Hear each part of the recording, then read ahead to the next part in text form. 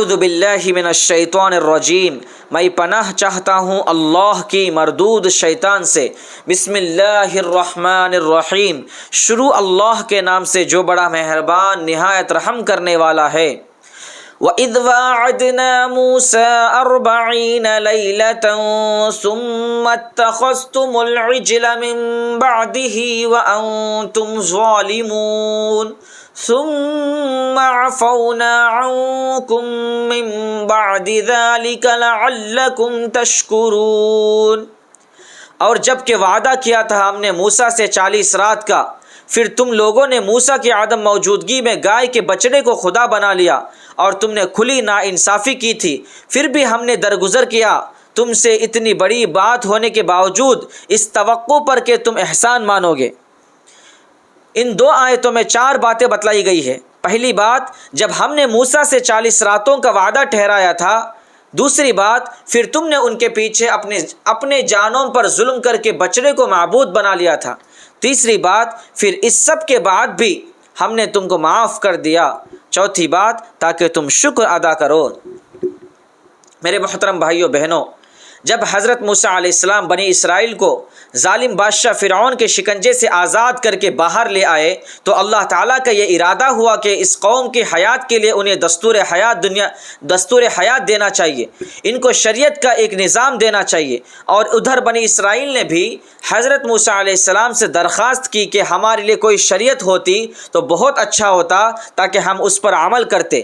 چنانچہ حضرت موسیٰ علیہ السلام اللہ تعالیٰ کے حکم سے جزیرہ نمائے سینا کے ایک پہاڑ کی چوٹی جس کو کوہ طور کہا جاتا ہے، اس پہاڑ پر تشریف لائے۔ یہاں 1 مہینہ تک اللہ کی عبادت میں مشغول رہے، پھر اس میں مزید 10 دن کا اضافہ کیا گیا۔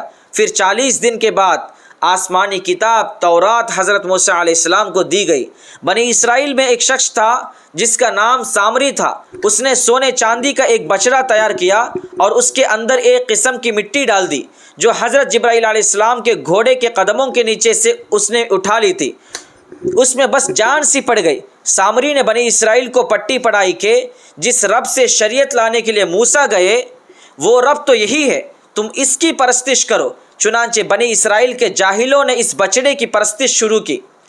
بنی اسرائیل کے بچڑے کو معبود بنانے کے اس جرم کا تذکرہ سورہ بقرہ کی آیت نمبر 92 میں یوں ہے، وَلَقَدْ جَاءَكُم مُوسَىٰ بِالْبَيِّنَاتِ ثُمَّ اتَّخَذْتُمُ الْعِجْلَ مِن بَعْدِهِ، اور خود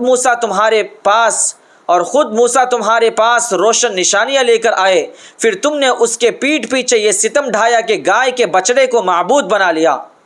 بنی اسرائیل نے بچڑے کی پوجا کی اور ہمارے ملک کے برہمن زادوں نے اس کی اماں کو پکڑ لیا اور اسی کو معبود بنا لیا۔ اس بچڑے کی پوجا کے اثرات شاید ہمارے ہندوستان پر بھی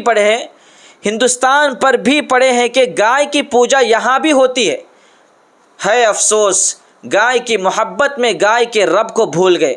قرآن مجید اس کو شرک قرار دیتا ہے اور ظلم عظیم بھی۔ اس لیے اللہ تعالیٰ نے اس آیت میں ان کی اس گوسالہ پرستی کا تذکرہ کرتے ہوئے فرمایا کہ وَأَنْتُمْ ظَالِمُونَ، تم بڑے ظالم ہو۔